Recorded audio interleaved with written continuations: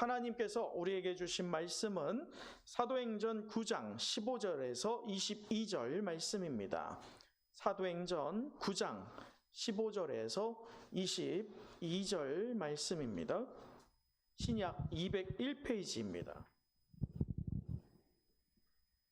신약 201페이지 사도행전 9장 15절에서 22절 우리 한 절씩 교독하여 읽도록 하겠습니다. 주께서 이르시되 가라, 이 사람은 내 이름을 이방인과 임금들과 이스라엘 자손들에게 전하기 위하여 택한 나의 그릇이라. 그가 내 이름을 위하여 얼마나 고난을 받아야 할 것을 내가 그에게 보이리라 하시니. 아나니아가 떠나 그 집에 들어가서 그에게 안수하여 이르되 형제 사울아, 주 곧 내가 오는 길에서 나타나셨던 예수께서 나를 보내어 너로 다시 보게 하시고 성령으로 충만하게 하신다 하니. 즉시 사울의 눈에서 비늘 같은 것이 벗어져 다시 보게 된지라. 일어나 세례를 받고 음식을 먹음에 강건하여 지니라. 사울이 다메섹에 있는 제자들에게 함께 며칠 있을새 즉시로 각 회당에서 예수가 하나님의 아들이심을 전파하니. 함께 읽겠습니다. 듣는 사람이 다 놀라 말하되 이 사람이 예루살렘에서 이 이름을 부르는 사람을 멸하려던 자가 아니냐. 여기 온 것도 그들을 결박하여 대제사장들에게 끌어가고자 함이 아니냐 하더라. 사울은 힘을 더 얻어 예수를 그리스도라 증언하여 다메섹에 있는 유대인들을 당혹하게 하니라. 아멘.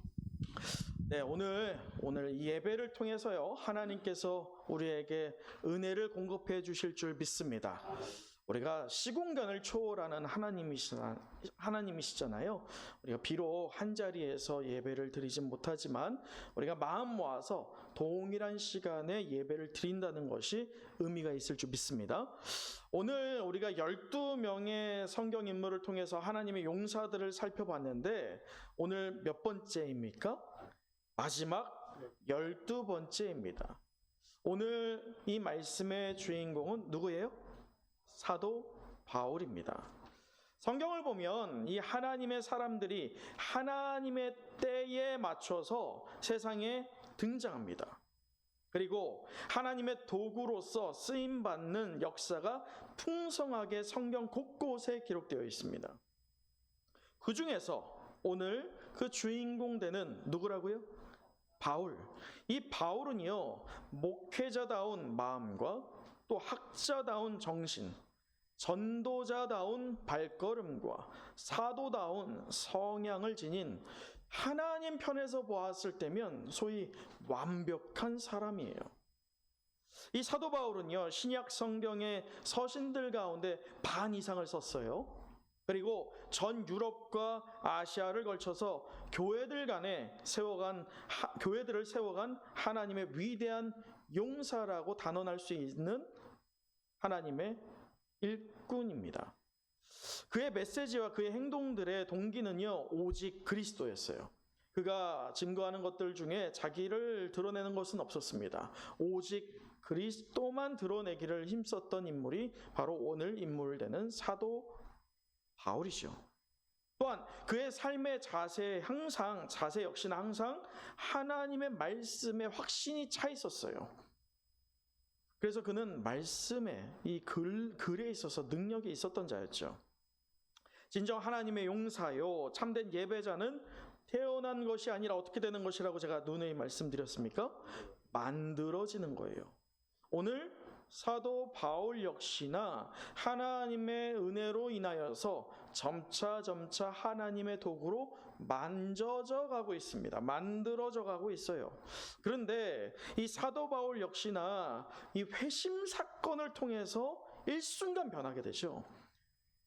이 성경에 보면요, 회심이라고 하는 사건들이 참 많이 있는데 사도 바울의 회심만큼 드라마틱한 게 없습니다. 그렇다면 회심이 무엇일까? 회심에 대해서 이 경험한 사도 바울이 고린도 후서에 뭐라고 기록되어 있냐면 함께 보실까요? 고린도 후서 5장 17절에 사도 바울이 회심을 경험했기 때문에 이 증거를 나오는 거예요. 우리 같이 한번 읽어보도록 하죠. 시작. 그런즉 누구든지 그리스도 안에 있으면 새로운 피조물이라. 이전 것은 지나갔으니 보라 새 것이 되었도다. 자, 여러분 이 말씀을 그대로 보세요. 누구든지예요. 그러나 이 누구든지가 모든 전 인류를 말하는 것이 아닙니다. 하나님께서 선택한 사람들을 말하죠. 성도들을 말합니다. 그들이 때로는 하나님과의 관계가 이 코로나 기간에 우리가 믿음이 좀 연약해지거나 하나님과 좀 느슨해질 수 있어요. 그러나 오늘 이 고린도 후서의 말씀처럼 누구든지 그리스도 안에 있다는 것을 믿는다면, 그것을 놓치지 않는다면 뭐라고 해요? 다시 한번 말씀 띄워주세요. 말씀에 보면 이렇게 되어 있죠.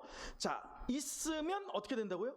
새로운 피조물이라. 이전의 피조물이 아니라는 거예요. 내가 그리스도 안에 있기에, 있다는 것을 믿기에 늘 우리가 어떻게 된다는 겁니까? 새로워진다는 거예요. 이것을 잘 봐야 됩니다. 내가 예수님 믿었기 때문에 그 믿었던 과거의 어느 순간에 새로운 피조물 된 것을 얘기하는 게 아니에요. 내가 늘 예수님 안에 있다는 것을 깨달을 때마다 어떻다는 거예요? 새로워진다는 거예요. 그래서 늘 새로워진다는 것이죠. 어디 안에 있으면? 예수 안에 있으면 말이죠. 예수 안에 있는 우리 은성의 영가족 되길 간절히 축원합니다. 우리가 예수 안에 있기에 새로운 피조물이라 라고 사도 바울이 말했죠. 그러면서 뭐라고 해요? 이전 것은 어떻게 됐다고 합니까? 지나갔다는 거예요. 과거에 어땠든지 간에 중요하지 않다는 거예요. 내가 예수님을 만나는 그 사건 하나를 통해서 이전 것은 지나갔으니 뭐라고 합니까? 보라 새 것이 되었도다. 할렐루야.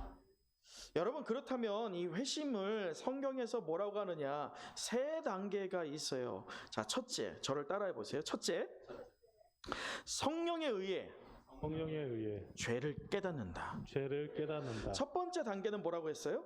성령에. 뭐에 의해서요? 누군가가 너 죄 있잖아, 이거 아니에요. 누가 깨닫게 합니까? 성령이 깨닫게 하는 거예요. 그래서 나의 죄를 깨닫게 되는 거죠. 자, 두 번째가 있어요. 자, 둘째. 자, 다시 둘째. 자, 대면 예배를 드리는 여러분도 담대하게, 부끄러울 수 있지만 담대하게 같이 한번 해보죠. 부끄럽지 않게 우리 크게요. 자, 둘째. 새로운 피조물 되었음을 깨닫는다. 이거예요. 첫 번째 단계가 분명히 있어야지 두 번째 단계로 연쇄작용이 되는 거예요. 첫 번째 단계가 뭐였어요? 내 죄를 깨닫는 거예요. 그래서 나의 한계를 깨닫는 거예요. 나는 죄인이구나. 이 사도 바울도 그러죠. 괴수 중에, 죄인 중에 괴수라고 말하잖아요. 자신을. 나는 한계가 있는 거예요. 내 능력으로는 이 죄를 덜어낼 수도 없는 거예요. 그렇기에 누구 안에 있어야 된다? 그리스도 안에 있으면 뭐라고 합니까? 고린도 아까 후서에서 5장 17절. 새로운 피조물이라. 내가 그리스도 안에 있기 때문에 난 늘 새로워집니다. 나는 늘 이 한계를 초월합니다. 뭐의 능력으로? 성령의 능력으로. 그것을 깨닫는 연쇄작용이 나오는 거예요. 자, 세 번째입니다. 셋째. 자, 다시 한번 셋째. 하나님의 뜻에 따라 살기로 결심한다. 자, 누구의 뜻에? 내 뜻에? 하나님의 뜻이에요. 내 뜻대로 사는 것은요, 회심이 아니에요. 회심한 사람들은요, 분명히 제가 누누이 말하잖아요. 뭐가 달라진다고 했습니까? 삶이 달라져요.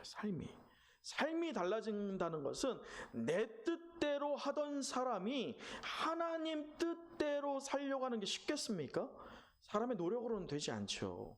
하나님의 성령의 움직임으로 내 죄를 깨닫고, 그리고 내가 새로운 피조물 되었음을 깨달음으로 이제는 하나님의 시각을 보게 되는 거예요. 내 눈이 아니라 하나님의 눈으로 세상을 바라보게 되는 것이죠. 그게 바로 성경에서 말하고 있는 회심입니다. 그런데 하나님께서 이 사도 바울, 이 회심 사건을 통해서 하나님의 도구로 만들어 가시죠. 성경에는 이 회심 사건들이 참 많이 있어요. 그런데 그 중에서도 오늘 이 사도 바울의 회심이야말로 정말 180도 완전히 뒤집히는 드라마틱한 회심이 바로 사도 바울의 회심입니다. 그런데 오늘 이 본문, 사도행전 9장의 본문이 우리에게 두 가지를 충격을 줘요. 그 두 가지가 뭐냐? 첫째는 하나님의 능력이 얼마나 큰지를 보여줘요. 왜냐하면 누구도 꺾을 수 없었던 한 인물의 인생이 어떻게 됩니까? 완전히 뒤집어지거든요. 누구의 능력으로? 하나님의 능력으로 말이죠. 그래서 하나님의 능력이 얼마나 위대한지를 보여주는 본문이 오늘 사도행전 몇 장? 9장이에요. 두 번째로 우리에게 충격을 주는 것은 인간은 한계가 있구나. 인간은 작구나. 이것을 깨닫게 하는 거죠. 아무리 날고 긴다 하더라도 누구 안에 없으면 아무것도 아니에요? 그리스도 안에 있지 않으면 아무것도 아니라는 걸 말해요. 성령 안에 있지 않으면, 하나님 안에 있지 않으면 그 인생은 그냥 아무것도 아니라는 것을 말합니다. 그것을 오늘 사도행전 9장이 말하는데, 먼저 우리가 오늘 본문을 다루기 전에, 그렇다면 바울 되기 전에 사울이 누구인지를 봐야겠죠. 우리 말씀 사도행전 21장 39절, 자 화면을 같이 한번 보도록 할까요? 자, 사도행전 21장 39절에 이 사도 바울이요, 사울이었을 때 당시에 자신에 대해서 이 글라우디오 루시아라고 하는 천부장에게 자기가 누구인지를 설명하는 부분이 바로 이 사도행전 21장인데요. 자, 21장 39절 같이 한번 읽어보죠. 시작. 바울이 이르되 나는 유대인이라 소읍이 아닌 길리기아 다소시의 시민이니 청건대 백성에게 말하기를 허락하라 하니. 자, 여러분 이 말씀을 보세요. 자, 유대인이라라고 하면서 자신이 유대인인 것을 말합니다. 그런데 그 다음에 보세요. 소읍이라고 하죠. 소읍은 뭐냐? 그냥 그저 그런 작은 읍, 그냥 시골 동네 사람이 아니야. 이것을 지금 자기가 드러내요. 그러면서 뭐라고 합니까? 길르기아의 어디 출신? 다소 출신. 이 다소가 뭐냐면 로마의 식민지 중에서요 굉장히 번성했던 곳이에요. 어떻게 보면 혁명지죠. 이 다소에서 사도 바울이 사울이었을 때 태어난 거예요. 여러분, 요즘에는 좀 코로나 때문에 안 되지만 원정 출산 많이 하죠. 원정 출산 대부분 어디로 많이 갔었습니까? 미국 가잖아요. 왜 미국 가죠? 미국에서 어린애가 태어날 때 어디서 태어나면 시민권을 받는 거예요. 미국 땅에서 태어나면 시민권이에요. 마찬가지예요. 다소가 이 로마의 식민지였지만 로마가 장악하고 로마인들이 살았어요. 그리고 번성했던 곳입니다. 그곳에서 태어난 사도 바울이 유대인이었지만 그에게 무엇이 있다는 겁니까? 시민권이 있다는 거예요. 그런데 이 사도행전 21장에 글라우디오 루시아는요, 말씀에서 보면 돈 주고 샀어요. 적은 돈이 아닙니다. 성경에서 보면 분명히 많은 돈을 들여 나는 시민권을 샀노라라고 밝혀요. 글라우디오 루시아라고 하는 천부장이 말이죠. 천부장은 작은 사람이 아니에요. 굉장히 높이 있는 사람입니다. 직권이 있는 사람이에요. 그런데도 그가 많은 돈을 들여서 무엇을 샀어요? 시민권을 샀어요. 근데 말씀에서 보면 사도행전 21장에 보면 이 사도 바울이 잡혀 있는데 그 잡혀 있는 상태에서 자신이 나면서부터 시민권이 있어라는 것을 밝히자마자 오늘 이 천부장 되는 글라우디오 루시아가 벌벌벌벌 떱니다. 왜냐하면 시민권도 등급이 있는 거예요. 산 시민권에 비해서 어떤 시민권이 더 강력합니까? 나면서부터 가졌던, 원래 취득하게 됐던 순수한 시민권이 강력하거든요. 그런 시민권을 갖고 있던 게 오늘 누구입니까? 사울이었어요. 또 이 사도행전 23장 3절에 보면 한번 볼까요? 사도행전 23장 3절을 한번 펴보세요. 자, 뭐라고 되어 있냐면 사도 바울이 자신에 대해서 이렇게 표현합니다. 사도행전 23장 3절. 바울이 이르되 회칠한 남이여 하나님이 너를 치시로다. 내가 나를 이거 아니네요. 죄송해요. 이거 착각했습니다. 22장 3절이에요. 죄송합니다. 22장 3절에 보면 이렇게 되어 있죠. 나는 유대인으로 길리기아 다소에서 났고 이 성에서 자라. 가말리엘의 문화라고 하죠. 가말리엘이 누구냐면 당대의 유대인 중에 유대인, 즉 유대인 위에 있었던 유대인들에게 율법을 가르치던 율법학자입니다. 굉장히 유명했어요. 그 가말리엘의 문화라고 하죠. 가말리엘의 제자라는 거예요. 그에게 제자로서 얼마나 혹독한 훈련을 받았느냐. 23장 6절, 사도행전 23장 6절에 보면 이렇게 되어 있어요. 바울이 그 중 일부는 사두개인이요 다른 일부는 바리새인인 줄 알고 그 무리가 그렇다는 걸 알고 그들에게 말합니다. 공회에서 외쳐 이르되 여러분 형제들아 나는 무엇이라고 합니까? 바리새인이요. 그리고 또 뭐라고 해요? 바리새인의 아들이요. 나는 순수하게 바리새인 혈통이야. 내 입지가 어떤지 당신들 알아? 이것을 드러내는 겁니다. 그러면서 뭐라고 합니까? 죽은 자의 소망 곧 부활로 말미암아 내가 신문을 받노라 라고 하면서 자신의 어떤 위치와 상황을 말을 하죠. 이 말씀을 종합적으로 보면 청년 시기의 사울은요, 소위 누군가가 범접할 수 없을 정도의 탄탄한 스펙을 이미 갖추고 있던 사람입니다.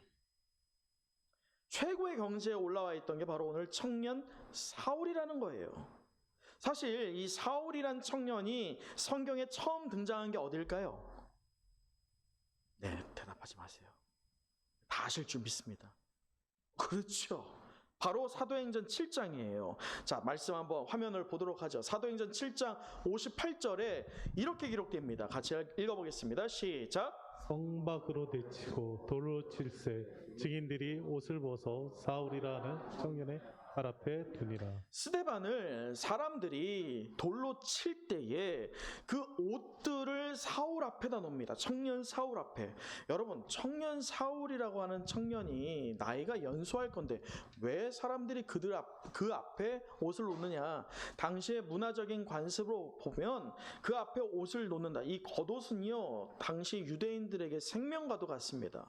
근데 그것을 벗어서 논다는 것은 내 생명을 걸고 이것이 맞다라고 하는 증인으로서 내가 이것 분명히 동의해 이 뜻이에요. 내 목숨을 걸고 난 동의해. 즉 스데반이 죽어 마땅해 라는 입장에 선 자들, 그들이 사울 앞에 옷을 벗어들고 누구에게 돌을 던진 거예요?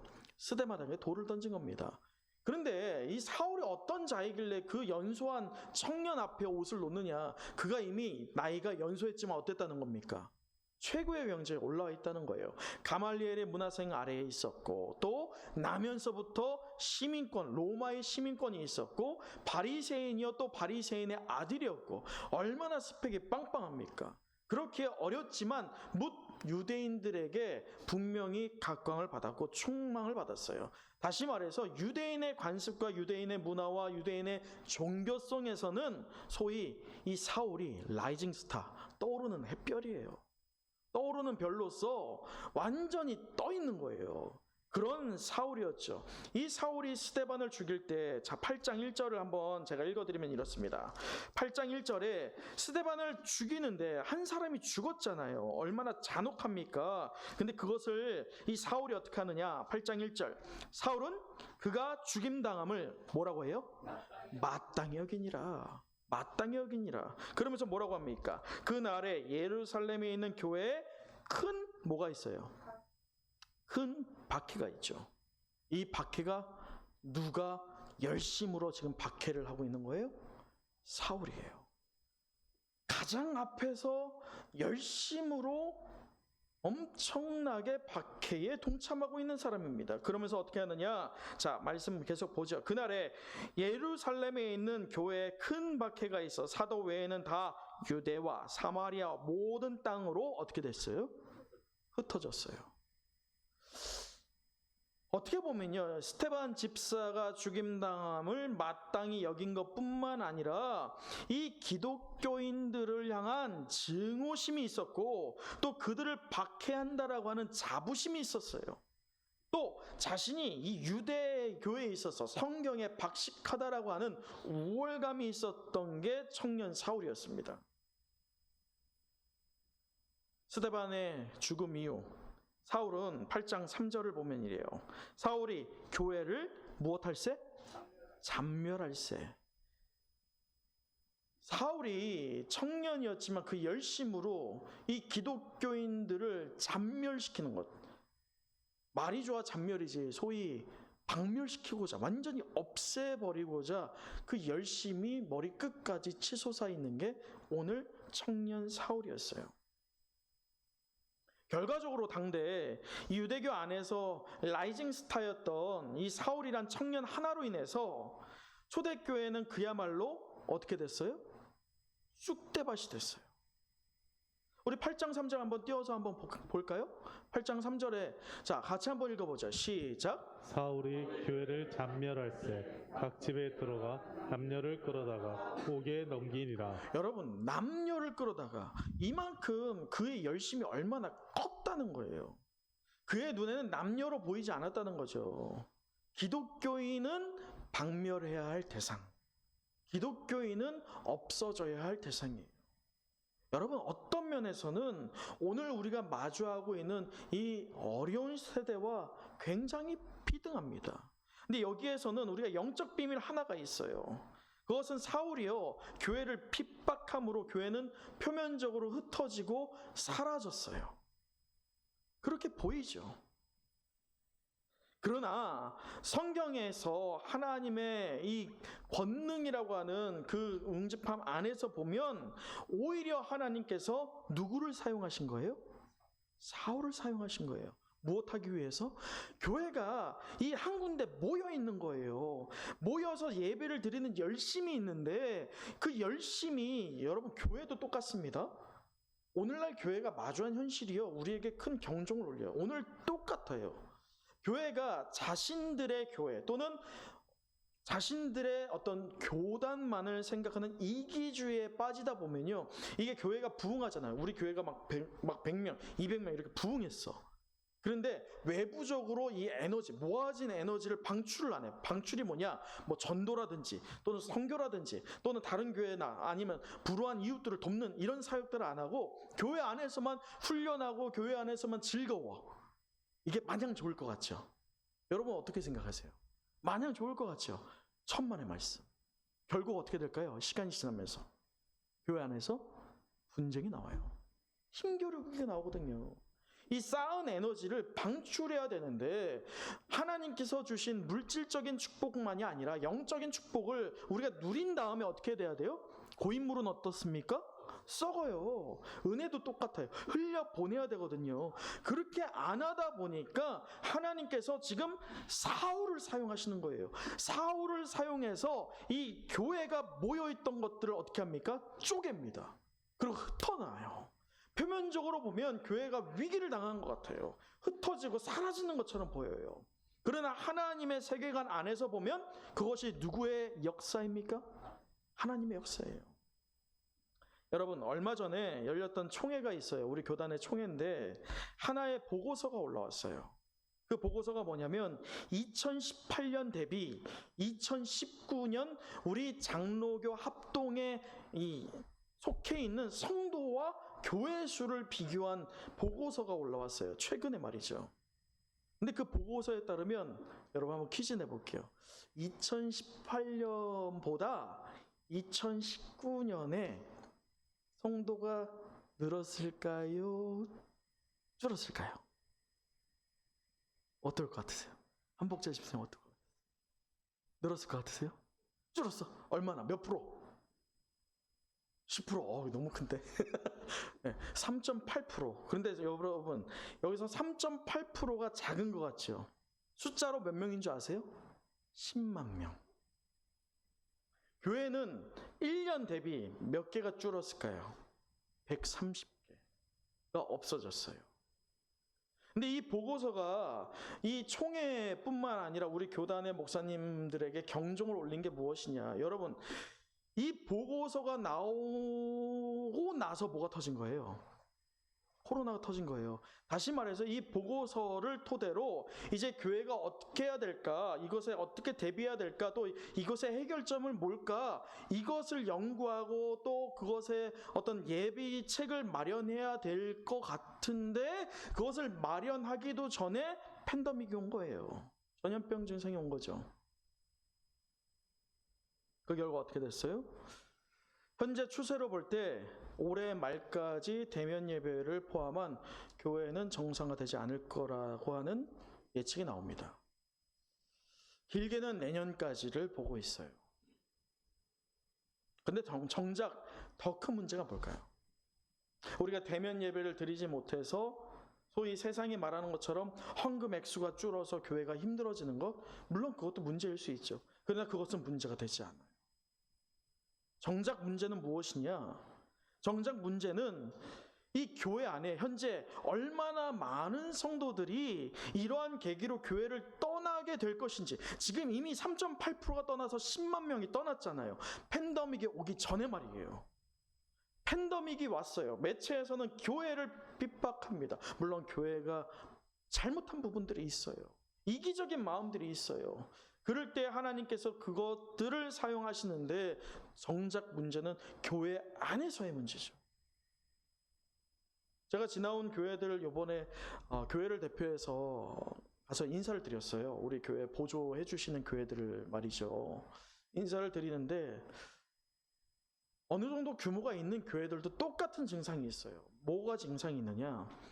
연세가 있고 또 교회를 섣불리 이동하기가 어려운 분들은 전혀 미동이 없습니다. 괜찮아요. 근데 어느 층이 이동을 할까요? 젊은 층이에요. 젊은 층이 우후죽순 지금 다 빠져나가는 거예요. 왜냐? 교회 내부 안에서의 젊은 층이 봤을 때도 교회가 이제는 부담감이 있고 교회 안에 어떤 적대감이 있는 거죠. 그것이 늘어가는 거예요.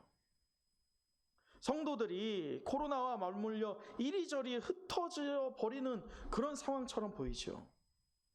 그러나 사랑하는 우리 은성의 영가족 여러분, 잊지 마십시오.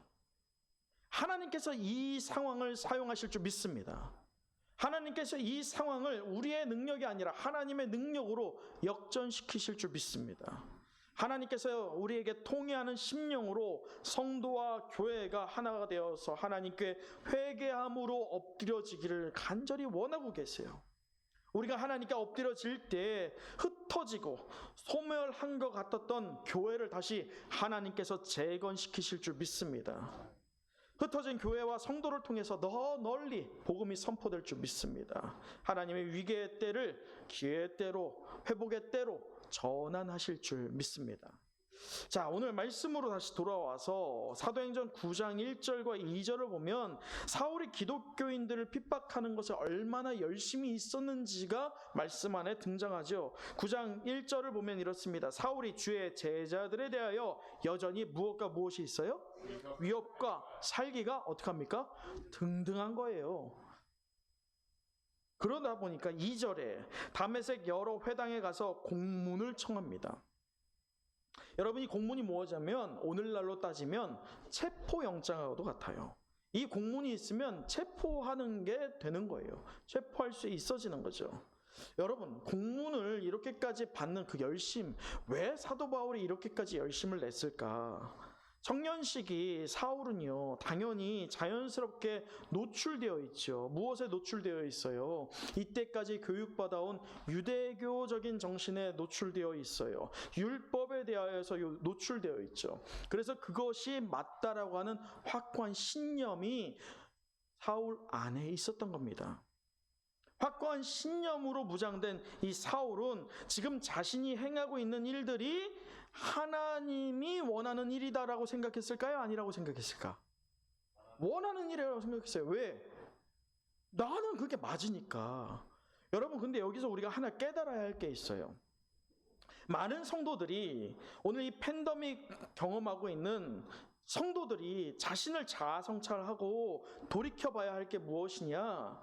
신념과 신앙을 오늘 사울이 혼동하다 보니까 자기의 신념이 마치 신앙인 것처럼 헷갈렸던 것처럼 오늘 많은 성도들이 자신이 갖고 있는 신념이 마치 하나님이 원하는 무엇이라고 생각하고 있어요?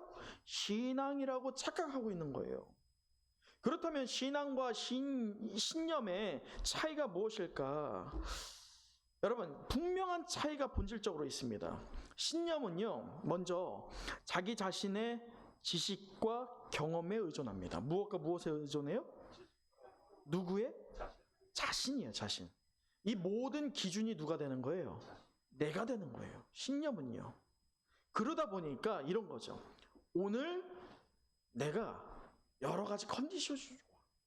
그럴 때는 누군가를 대할 때 참 기쁘고 저 사람이 허물이 있어도 다 덮어주고 사랑스러워. 근데 오늘 내 기분이 안 좋아. 또는 내 한 주가 참 어려웠어. 근데 저 사람의 눈에 걸리는 그 행위가 이제 어때요? 눈에 가시야. 저 사람 왜 저러지? 자, 여러분, 이게 믿음의 신념에 있어서일까요? 믿음의 신앙에 있어서의 반응일까요? 신념이에요. 왜냐하면 내가 기준되기 때문이에요. 하나님이 기준이 되면 그 사람이 그렇게 하고 있을 때 그 모습이 누구의 모습이에요? 내 모습이에요, 내 모습. 그 모습이 결국 내 모습이어서 내가 그게 소화가 안 되는 거예요. 또 신념은요, 뭐가 있냐면 이 구원으로 절대로 인도할 수가 없어요. 신념이라고 생각한 것은요. 그러나 신앙은 무엇으로 우리를 인도합니까? 구원으로 인도해요. 왜냐? 하나님이 원하시는 거거든요. 하나님이 그 기준이 되는 거거든요. 다시 말해, 내 삶의 기준이 하나님이다. 이것은 신념입니까? 신앙입니까? 신앙이에요. 근데 내 삶의 기준이 때때로 내가 기준이 된다? 그것은 신념입니까? 신앙입니까? 늘 그래서 우리는 신앙의 거울에 나를 비춰봐야 되는 거예요. 내가 신념에 차 있는 사람이냐, 신앙에 차 있는 사람이냐. 사랑하는 성도 여러분, 신념의 사람이 아니라 신앙의 사람 되는 우리 은성의 모든 성도 되기를 간절히 축원합니다. 여러분, 예수님을 인격적으로 만난 사람은요, 누구든 큰 변화를 체험하게 됩니다. 전인격적인 변화를 말해요. 그냥 일부분 변하는 게 아니라 온전히 모든 것이 변화되는 전인격적인 변화. 이것을 뭐라고 했습니까? 회심이라고 하죠. 예수 그리스도는 우리 성도의 삶을 송두리째 뒤흔들어 놓기에 충분한 분이실 줄 믿습니다. 아멘. 사울은요, 이 기독교인들을 진멸하기 위해서 다메섹으로 갈 때 3절에서 6절에 아주 짧지만 강렬한 만남을 갖습니다. 누구와요? 예수님과 말이죠. 그 짧은 만남을 통해서, 아주 짧은 만남이었지만 강렬했죠. 그 짧은 만남을 통해서 사울이 무엇으로 변할 수 있었습니까? 바울이 될 수 있었던 거예요. 사울은 결코 이 만남이 있지 않고서는 하나님의 일꾼 또는 바울이 될 수가 없었어요. 그러나 그 짧은 강렬한 만남 때문에 사울, 즉 큰 자라고 하는 그 이름을 그 스스로 내려놓고 바울, 즉 작은 자라고 하는 이름을 스스로 취하게 되었다는 것이죠. 그의 삶이 완전히 송두리째 변화되었기 때문입니다. 그런데 오늘 특이한 것은 주님께서 이 만남 가운데 눈을 보지 못하게 된 사울을 향해서 한 사람을 보내게 됩니다. 그것이 누구입니까? 아나니아죠. 우리 10절 말씀을 보면 이렇습니다. 그때 다메섹에 아나니아라 하는 제자가 있더니 주께서 환상 중에 불러 이르되라고 합니다. 여러분, 아나니아에게 이 주님께서 어떤 명령을 하죠? 말씀에서 보면 이렇습니다. 12절. 자, 그가 아나니아는 사람이 들어와서 자기에게 무엇하여? 안수하여 어떻게 하게? 다시 보게 하라 라고 하는 명령을 누구에게 준 거예요? 아나니아에게 줬습니다. 이 아나니아는 분명히 신실한 하나님의 사람이었어요. 예수님의 제자였죠. 근데 그에게 예수님께서 친히 나타나셔서 그에게 명령하셨어요. 무엇을요? 안수하여 보게 하라고요.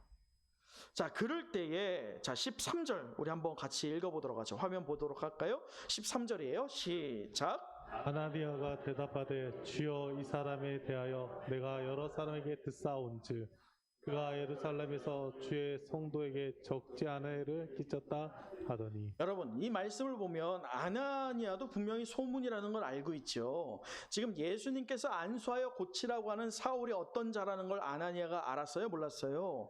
분명히 알았어요. 그래서 분명히 알았던 아나니아가 예수님의 말씀에 대해서 소화가 될까요?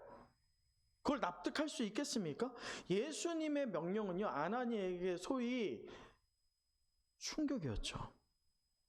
또 부당한 일이었어요. 예수님, 어떻게 저런 사람을 고치라고 하십니까? 라는 말이죠. 그러나 이에 대해서 주님의 대답은 아나니아를 더 충격과 혼란에 빠뜨립니다. 15절 말씀을 보면 이렇습니다. 주께서 이르시되 가라, 이 사람은 내 이름을 이방인과 임금들과 이스라엘 자손에게 전하기 위하여 택한 나의 그릇이다. 아나니아 입장에서 이게 이해가 되겠어요? 주님, 저 사람 때문에 죽은 사람들이, 우리 동역자들이 얼마나 고난당하고 죽음을 당했는데 저 사람을 택한 그릇이라뇨. 그런 반응이 나올 만하죠. 16절, 그가 내 이름을 위하여 얼마나 고난을 받아야 할 것을 내가 그에게 어떻게 한다고요? 보이리라. 여러분, 오늘 주님께서 사울을 나의 택한 무엇이라고 합니까? 그릇이라고 말하고 있어요. 아나니아에게 이 얼마나 기가 막힐 상황입니까? 주님이 그렇다면 이 아나니아를 왜 사울에게 보내었느냐? 그 이유가 17절에 기록되어 있어요. 자, 17절 우리 같이 또 한번 화면 보면서 읽어보도록 하겠습니다. 17절입니다. 시작. 아나니아가 떠나 그 집에 들어가서 그에게 안수하여 이르되 형제 사울아, 주 곧 내가 오는 길에서 나타나셨던 예수께서 나를 보내어 너로 다시 보게 하시고 성령으로 충만하게 하신다 하니. 여러분, 이 17절에서요, 이 아나니아를 보내신 이유가 두 가지가 나옵니다. 그 첫째는 뭐예요? 너를 다시 보게 하려고. 여기서 이 보다라고 하는 것은요, 단순히 이 보다라고 하는 이 단어는 성경에서 어떤 때 쓰여지냐면 소경의 눈을 뜨게 할 때 이 단어가 쓰여져요. 다시 말해 육적인 눈을 뜨게 할 때죠. 근데 오늘 이 본문에서는 어떤 의미까지 포함되어 있냐면 영적인 눈을 뜨는 것까지 포함되어 있어요. 그래서 너를 다시 보게 한다라고 할 때 이 보다는 것은 이 사건을 통해서, 이 안수 사건을 통해서, 치유 사건을 통해서 그가 이전에 분명히 동일한 눈을 가졌지만 보지 못하였던 예수 그리스도를 어떤 눈이 이제 떠짐을 통해서 보게 된 것입니까? 영적인 눈이 떠짐을 통해서 보게 된 것을 말합니다. 사랑하는 성도 여러분, 이 본문이 오늘 우리에게 중요한 적용점을 주는 것은 우리가 똑같은 상황을 본다 할지라도, 세상 사람들 같은 동일한 눈으로 본다 할지라도 동일한 반응으로 나와서는 된다 안 된다? 안 된다는 거예요. 우리 안에는 영적인 눈이 있어야 됩니다. 그래서 동일한 상황을 본다 할지라도 예수 그리스도께서 이 상황 가운데 우리와 함께 하시고 치유하시고 또 우리의 미래를 책임져 주실 것이다 라고 하는 믿음의 눈이 떠지는 저와 여러분 되길 간절히 소망합니다. 그리고 나서 또 아나니아를 왜 보내느냐, 두 번째 이유가 또 등장하죠. 뭐라고 합니까? 성령으로 충만하게 하신다. 여러분, 성령 충만하게 왜 했을까? 성령 충만하여져서요, 사도 바울이 사도 바울 된 거예요. 사도 바울뿐만 아니죠. 베드로가 소명을 이루게 된 게 어떤 때부터입니까? 성령 충만한 때부터예요. 부인했던 그가 예수 그리스도 때문에 십자가에 거꾸로 달려 죽었던 베드로처럼, 또 목이 잘려 죽었던 오늘 사도 바울처럼요, 성령 충만하게 될 때 그의 생이 인간적인 세상의 눈으로 보면 비극적인 종말의 어떤 죽음일지 모르지만 하나님의 눈으로 보면 그의 죽음이 어떻습니까? 놀라운 축복이죠. 왜냐? 이 세상이 끝이 아니거든요. 성도에게 이 세상이 끝이라고 한다면요, 우린 소망이 없어요. 자, 여러분, 오늘 하나님께서 아나니아를 보내어서 사울을 고쳤던 이것은요, 너는 내 거야 라고 하는 거예요. 너는 내 거야. 찜하는 거예요. 여러분, 하나님께 찜당했습니다. 여러분 누구 겁니까? 예수님 거예요. 하나님 거예요. 성령님 겁니다. 자, 이럴 때 오늘 아나니아가 하나님의 명령, 예수님의 명령을 따라서 사도 바울을 안수했더니요, 세 가지 반응이 나오는데요. 자, 말씀에서 보면 안수했더니 어떻게 됩니까? 18절에 보면 즉시 사울의 눈에서 어떻게 돼요? 비늘 같은 것이 벗어집니다. 그리고 다시 보게 되죠. 이 회심의 과정에서 그의 눈에 비늘이 벗겨지자 20절, 즉시로 각 회당에서 예수가 하나님의 아들이심을 전파하게 돼요. 눈이 벗겨지니까요. 눈이 벗겨지고 예수 그리스도가 이제 보이니까, 눈에 예수 그리스도만 보이니까 증거할 수 있는 거예요. 삶이 송두리째 변한 것이죠. 두 번째, 또 그에게 어떤 변화가 있느냐? 말씀에서 보면 그가 눈에 벗겨지고 나서 18절 후반에 뭐라고 돼 있어요? 일어나 세례를 받아요. 여러분, 사도 요한을 세례 요한을 봤지요. 세례 요한 또한 베드로도 똑같고요. 그들에게 똑같은 과정이 있었어요. 회개하라, 천국이 가까이 왔느니라. 그리고 어떤 세례를 받으라? 회개의 세례를 받으라. 또 어떤 열매를 맺으라? 세례에 합당한 열매를 맺으라. 이 세례를 받고 나자 사도 바울은 예수님께 모든 것을 집중하게 됩니다. 사도 바울은 이렇게 생각한 거예요. 이 순간부터 사울은 죽었고 누가 이제 산다? 바울이 산다. 새 인생으로 주님과 새로운 관계를 맺게 된 것이에요. 그러면서 세 번째 단계로 갑니다. 세 번째 단계가 무엇이냐? 19절이에요. 19절 보면 음식을 먹음에 어떻게 하다고 합니까? 여러분, 이 말씀을 보면 여러분 이 흐름 자체가 사도 바울이 사울이었을 때에 눈이 멀었고 힘이 빠져 있어요. 그럴 때 치유를 받았죠. 그리고 먹여요. 이게 구약의 누구와 굉장히 비슷합니까? 엘리야예요. 열왕기상 19장에 보면 분명히 영적 전쟁에서 승리를 거뒀지만 죽기를 각오하고 로뎀나무 아래에서 죽기를 소망하고 있던 엘리야를 하나님께서 천사를 보내어서 그를 어루만지시고 그에게 먹을 것과 마실 것을 주십니다. 그랬더니 어떻게 되느냐? 말씀 한번 띄워주시겠어요? 자, 열왕기상 19장 8절.